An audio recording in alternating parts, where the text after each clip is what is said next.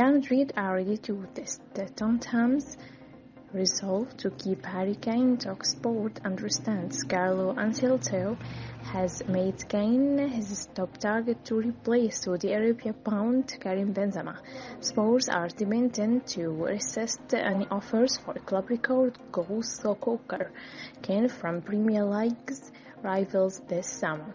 The England captain's preferred option is to stay in England and break Alan Shearer Premier League scoring record. Kane, who is out of contract next summer, is believed to have made a trip to Madrid earlier this year.